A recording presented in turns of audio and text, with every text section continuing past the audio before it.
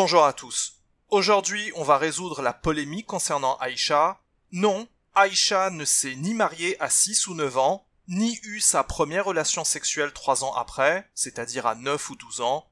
C'est tout simplement impossible, puisque le Coran ne permet le mariage qu'avec des femmes sexuellement et intellectuellement matures. Et non, dans la sourate 65 au verset 4, il n'est absolument pas question de divorcer des jeunes filles. Il s'agit là simplement d'un problème de polysémie, de la négation en arabe. Pour cette étude, on a deux objectifs.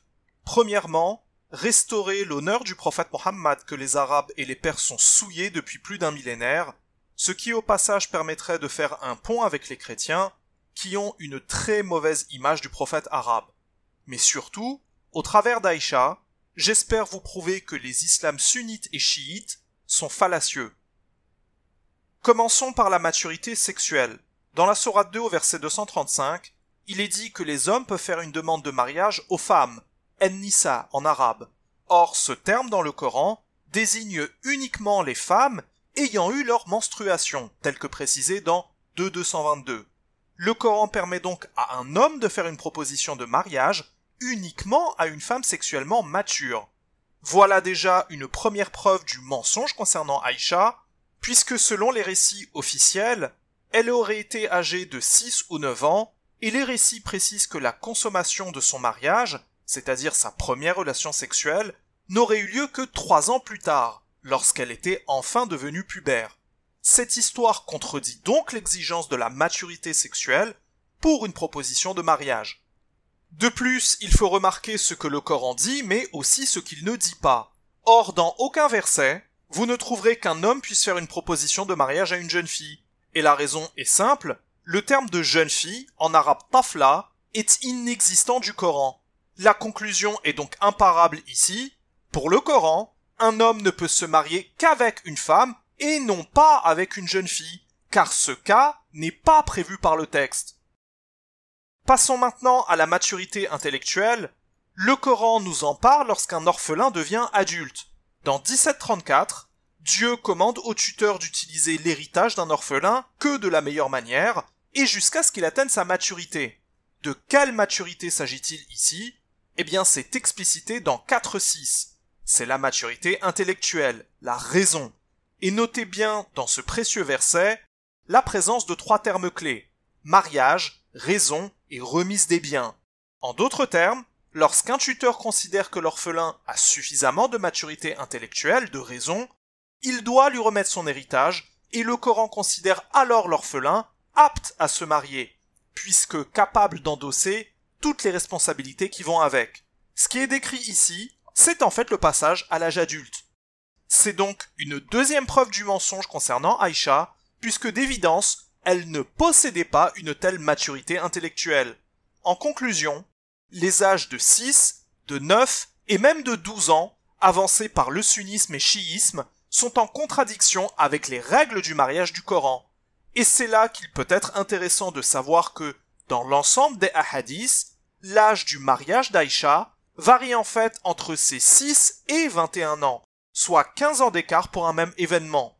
Voilà qui remet sérieusement en doute la fiabilité et crédibilité de ces anecdotes, sur lesquelles se base pourtant l'islam sunnite et chiite pour légiférer.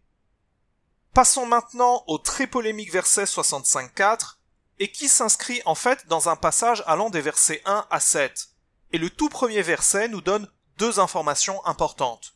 D'abord, le sujet de ce passage est le divorce, c'est marqué en toutes lettres. Ensuite, le divorce concerne uniquement les femmes, en-nisa, c'est aussi marqué en toutes lettres. Et surtout, vous reconnaissez ce terme, c'est le même terme qu'on avait vu au tout début de l'étude, et qui désigne les femmes sexuellement matures auxquelles les hommes peuvent faire une proposition de mariage.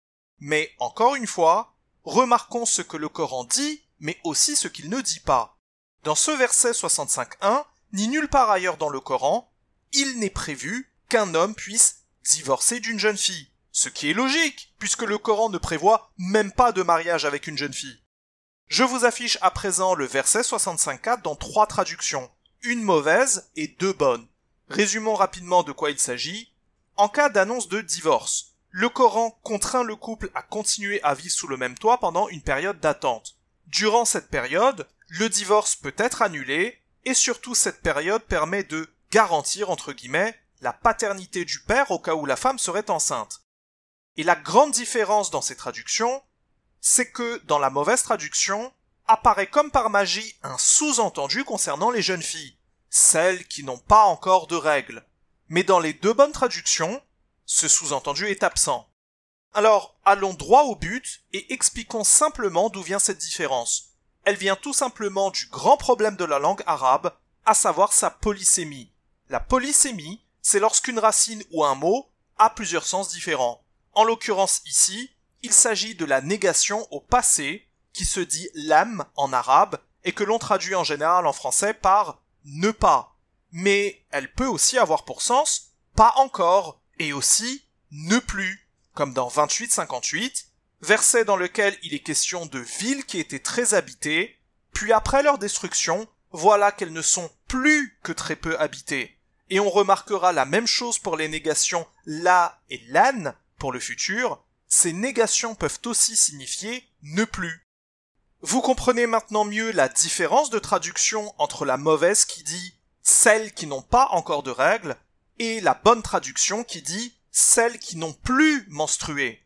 Et la meilleure preuve que cette dernière est la bonne compréhension, c'est la suite du verset, qui explique qu'elles n'ont plus menstrué à cause de leur grossesse. C'est donc la cohérence interne du verset qui force ce sens, mais aussi la cohérence globale du Coran, car comme nous l'avions vu, le Coran ne prévoit ni mariage, ni divorce avec une jeune fille, mais seulement avec des femmes. Il ne peut donc pas être question de jeune fille dans ce verset, ça n'aurait aucun sens. Il y a un autre mot qui nous intéresse, à savoir la conjonction wa, qui exprime en arabe l'ajout, et qu'on traduit en français par et. Mais comme pour la négation, ce terme est aussi polysémique. Si l'ajout est contradictoire, il prendra pour sens mais ou alors que. Et si l'ajout est explicatif ou justificatif, comme c'est d'ailleurs le cas dans notre verset, alors il prendra pour sens car ou parce que. Ce qui vous explique là aussi une différence notable entre la mauvaise et la bonne traduction. Terminons avec un dernier terme et qui a deux vertus pour nous. Le terme de wallahi en français est pour celle. Sa première vertu, c'est qu'à lui seul, il invalide la possibilité qu'il puisse être question de jeune fille, puisqu'il fait référence aux femmes du tout premier verset, les femmes sexuellement matures, et que les hommes peuvent marier à condition qu'elles soient intellectuellement matures. Et d'ailleurs, le terme de femme est même carrément répété au sein même du verset. Ensuite, sa deuxième vertu, c'est qu'il est le terme structurant le verset. Il apparaît deux fois dans le verset, car il introduit deux types de femmes pour deux périodes d'attente. La première fois, il introduit les femmes aux alentours de la ménopause et dont le délai d'attente est de 3 mois. Et la deuxième fois, il introduit les femmes qui ne menstruent plus car elles sont enceintes et dont le délai d'attente est prolongé jusqu'à l'accouchement. C'est donc une preuve supplémentaire qu'il n'est pas question de jeune fille dans ce verset, car si vraiment ça avait été le cas, le Coran aurait alors utilisé une troisième fois le terme de wallahi pour introduire les jeunes filles. Or, il ne l'a pas fait. Voilà, j'espère que nous avons honoré les objectifs énoncés dans l'introduction. Merci de votre attention et à très bientôt si Dieu nous l'accorde. Salam.